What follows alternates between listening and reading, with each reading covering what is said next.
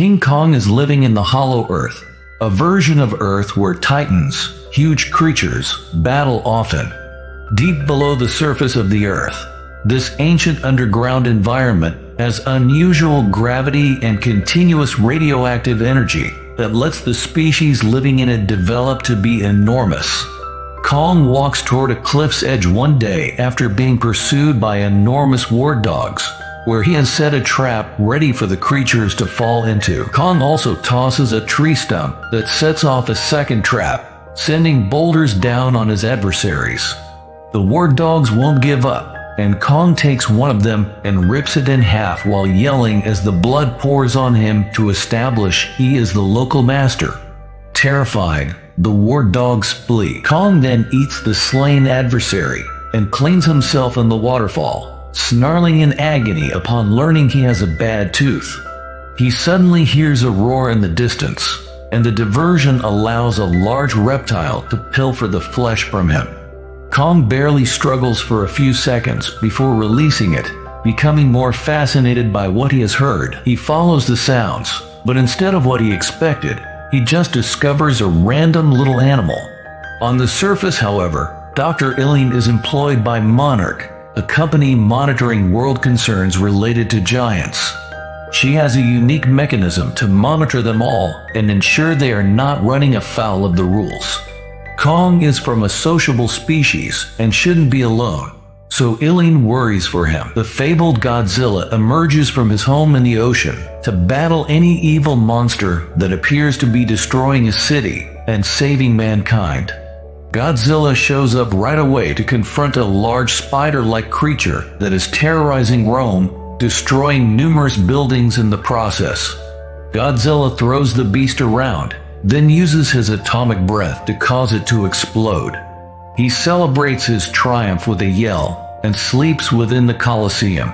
Researchers find strong energy readings emanating from Kong's wartdog trap at a Monarch station in Hollow Earth. Ilene is immediately alerted about this, so she goes to the Hollow Earth access point in Barbados, where Director Hampton shows her really large spikes in their sensor array. Ilene's adoptive daughter Gia begins becoming lightheaded in class at the Monarch Base Academy. She shuts her eyes, and as snow falls inside the room, her hands move on their own. She suddenly sees the Titans in a vision, and the instructor wakes her up only to find she inadvertently drew all over her desk and assignments. After class, Gia has to tidy her desk, and the instructors inform Ilene Gia that she is struggling to fit in. Using sign language, Ilene attempts to communicate with Gia. She just says she's concerned about Kong and feels she belongs nowhere on the surface. As it happens, Gia is the last Iwi tribe member from Kong's native Skull Island. Ilene notes later at home that Gia's drawings match the sensor array spikes. At the same time, on Hollow Earth, an unidentified Titan demolishes the outpost. Gia wakes up from a dream that triggers, and Ilene needs to reassure her that nothing is wrong with her. Ilene visits Miami the following day in search of conspiracy podcaster Bernie, who has assisted her with Titans before. As long as he can visit Hollow Earth, he agrees to once again team up with her. Ilene gets a warning at that instant about another energy spike, even sensed by Godzilla. He departs Rome right away in pursuit of the source, demolishing other structures en route. Simultaneously, the access point opens, and everyone in the base panics. Only Kong begs for assistance with his tooth. As the scientists provide Kong with a tranquilizer, veterinarian Trapper flies over in a specially designed airplane and uses it to remove Kong's rotting tooth, substituting a strong iron prosthesis. Bernie then informs Ilene that he has discovered that every spike corresponds to a Titan appearing on the surface. According to the study, this energy is a signal from Hollow Earth, a distress cry. Hampton orders a crew to descend there, so pilot Mikhail brings Ilene, Bernie, Trapper, and Gia in his extremely sophisticated aircraft and follows Kong as he leaps back into the access point. Bernie feels as if he is high on the voyage, which is full of wild lights and shaking. However, it is really safe, and soon they get on Hollow Earth. Trapper convinces a group of verticines they are benign and turns on the ship's camouflage to fit in as they start to fly close by. A Monarch team travels to France, where a nuclear power facility is ablaze. Nearby massive paw tracks lead the troops to uncover Godzilla, who consumes all the radiation to charge himself. Monarch jets swoop in to attempt to stop him as his body begins to shine, but Godzilla swats at them before expanding blue energy brings them down. Although Hampton informs Ilene Godzilla that she is obviously getting ready for something, Hollow Earth's energy quickly breaks off their relationship. When Ilene's crew arrives at the Monarch outpost, they are horrified to see the facility totally wrecked and all the scientists dead. Trapper claims that a bloody paw print on the stone walls, which do not belong to Kong, signals a summons to battle. They expect to get answers from an intact surveillance camera that they come across. Kong grabs his axe somewhere before plunging into the sinkhole he produced the previous day. Along with a lot of brilliant crystals, he discovers the bones of species similar to himself. Following some distant roars, he crosses a waterfall and discovers an unexplored underground world. A darkness starts to approach him, and he runs across a juvenile ape called Suko. Kong approaches him amicably, but Suko bites his palm and calls on other apes to attack. Kong is still stronger and easily pushes them away, even though they tackle him and quickly disarm him using his own axe against him. Suko leaps upon Kong's face, grabs him, and then beats the other apes, using him as a club. One of the apes almost falls over a cliff as they battle. Kong catches him and brings him to safety. Kong throws the unappreciative ape down the cliff nevertheless, as he attempts to attack Kong with a bone knife.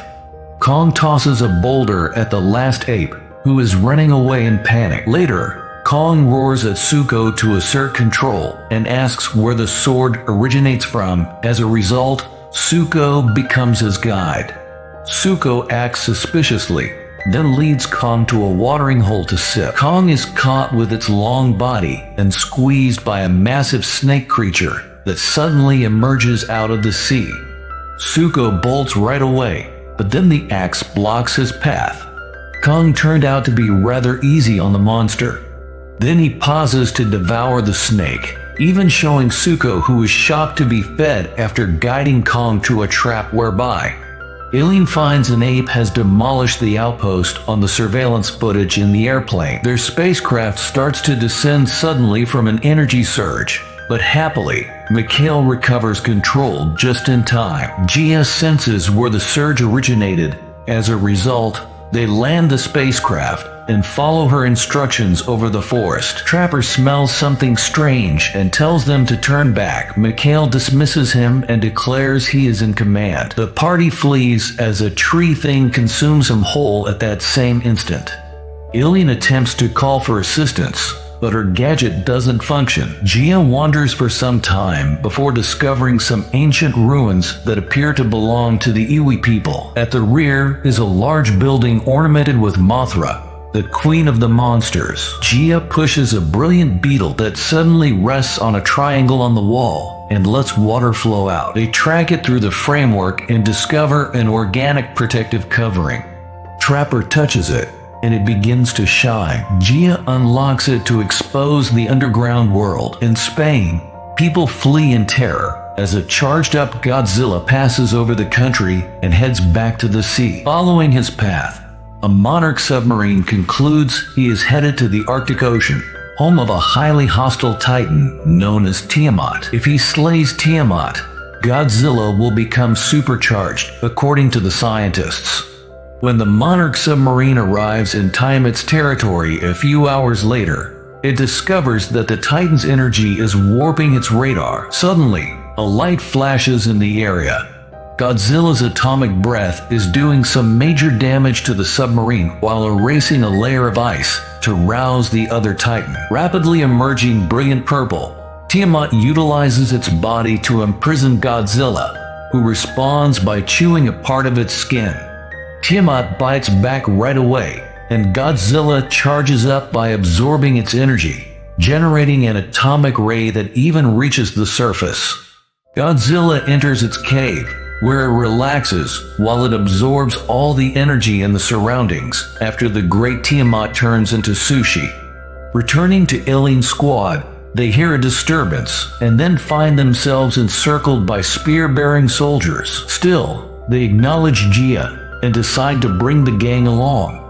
Reaching a brilliant cave, they discover this is a whole Iwi society using telepathy to interact. They see other vortex gateways on the ceiling that may carry them all across Earth. Gia exposes her life on the surface in exchange for the tribal leader showing her the way of living. They both share memories. Happy, the leader commands her guards to let the remainder of the squad pass by. When the gang arrives at a crystal formation, Ilene understands that the disturbance signal originated here. They dispatched it with the large crystal to alert Godzilla to approaching peril. Later, within the Iwi's temple, some unique water is spilled to illuminate the area and expose the Iwi history on the walls, which Ilene interprets. Though a merciless commander called the Skar King commanded an army of apes to attempt to invade the surface world in a fight against Godzilla and his kind.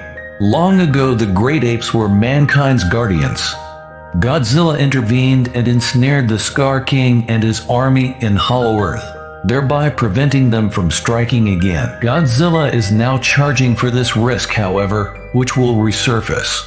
Reawakening Queen Mothra and bringing peace will only be possible for direct descendants of the Iwi. Kong, meanwhile, pursues Suko over a bone bridge into a very hot place, and finds himself startled to see other great apes being confined as slaves and driven into hard work. Kong arrives to help a guard punish a worker, thus inciting the guard's wrath. Kong just knocks the ape down and insists on seeing the monster in command. The Skar King emerges at that point and sees the king's metal teeth, hence all the apes start laughing at him.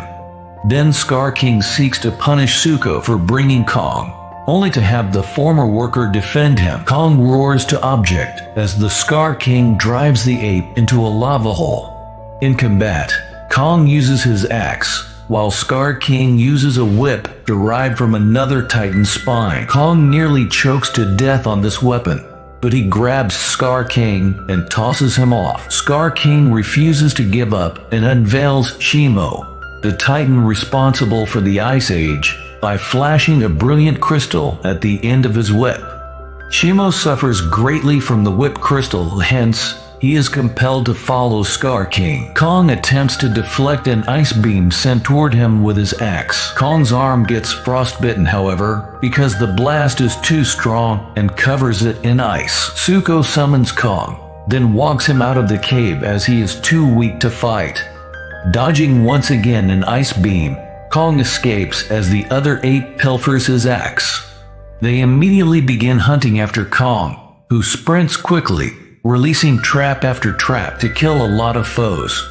He eventually corners into a rock wall, and the apes evade another trap trigger, only to have the boulders fall nonetheless and crush them. Actually, Suko set off the trap. Unaware that one ape survived and is following them, Suko helps Kong walk while he is still in agony. Together, they head toward the humans. In the meantime, Gia contacts other Iwi teenagers and at last feels she belongs. Inspired by the Iwi's use of crystals to create their society, Bernie notes everything he sees. A horn alerts suddenly, and the Iwi rush to lift the curtain to see Kong with his injured arm. This is evident from the adversary ape, who departs right away to answer to its supervisor. Ready to begin an invasion, Skar King organizes an army and leads them while riding Shimo. Suko witnesses them from a distance. Godzilla wakes up in the Arctic and smashes the ice, displaying its new magenta glow. Back to Kong, Gia attempts to reassure him that they would look after him as he is too weak and collapses to the ground. Trapper examines the damage and says he has been working on a gadget he created to give Kong a boost should another strong Titan material surface. Returning to the wrecked outpost, he brings a lot of parts and shows Kong's wounded arm a massive glove he has wrapped around it. Kong takes some time to adjust, but soon he finds movement and strikes the ground, happy with the outcome. Suko shows up at that point to alert them of Skar King's intentions, hence, Kong leaps through a vortex portal right away to show himself in the center of Egypt, destroying the pyramids and sending people down. After hearing his scream in Gibraltar, Godzilla leaps into the water to locate Kong. The Iwi get Gia ready at Hollow Earth concurrently, and the girl approaches a big crystal, using her hand to trigger some gold energy. Mothra wakes up.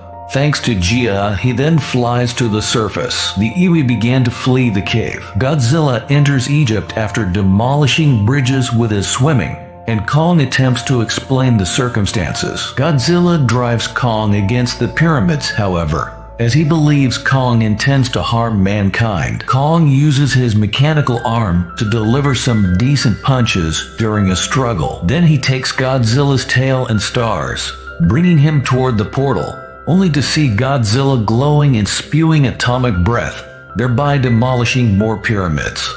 Mothra shows up and pulls Kong back as he charges once again after he lowers her. Together with Mothra, Gia also shows and uses telepathy to at last explain the circumstances. Godzilla roars and consents to teaming up. Under the pyramids, Ilene's crew tracks the Iwi to the location where they pour a crimson substance into the water, causing the crystals to migrate. With this, perhaps a gravitational surge will result that will restrain the wicked titans. Shimo freezes the crystals before they can complete the procedure, as Skar King smashes the curtain and enters at that instant. Trapper boards his plane carrying many verticines, who assault the ape army with bioelectricity. Shimo fires ice once again to frighten the verticines away as the gang flees Trapper's ship. Fortunately, as Godzilla and Kong arrive to confront Skar King and Shimo, the crystals unleash the surge simultaneously. The Titans fight when they can. Gravity causes them to float. Trapper's spacecraft nearly gets smashed too, but Mothra arrives to guard the portals and us. Suko leaps in too, hurling boulders at several ape troops trying to join the battle to drive them away. Shimo nearly freezes Godzilla by shooting ice at him. Mothra diverts it, however, and Godzilla smashes the ice with its magenta charge. Then Suko sends an ape guard off to die, as Mothra captures Trapper's spacecraft and sets it down. Regretfully, Kong loses his axe after a gateway opens and pulls all the Titans to Brazil. Kong retrieves his axe from the adversary and trades blows with Skar King and his whip. As the Titans burst through the ice and the waves froze, the beachgoers fled in terror. Before the city freezes too, Skar King releases Shimo's ice powers, blacking out the heavens. Godzilla suddenly bolts an atomic ray at Shimo, while Kong attacks Skar King and loses a tooth. As the four titans toss each other all over the area, demolishing scores of structures, the conflict grinds on. Skar King throws a building with his whip. Then he and Shimo assault Kong together, making him use the glove to shield himself from a forthcoming ice beam. At that point, Godzilla stops rushing and targets Skar King, who avoids the onslaught and responds with his whip. Godzilla snatches it with his jaws and throws Skar King down using it before shattering it. Therefore, the crystal falls. Kong stays beneath Shimo's beam, and Godzilla strikes Skar King once more, who leaps to evade and get the crystal, only for Godzilla to blast it from his palm. Then Godzilla leaps on Shimo to attack it, as Kong and Skar King start battling to get the gem. Suko suddenly shows up with the axe and breaks the crystal, sending shock waves throughout all of Titan's backtracking. Shimo recovers fast and understands he is no longer under Skar King's jurisdiction. Shimo freezes his slaver as retribution after Kong and Godzilla start tossing Skar King about like a tennis ball. Now Kong may toss him on the ground to break him to death, as Godzilla uses his breath to clear the skies.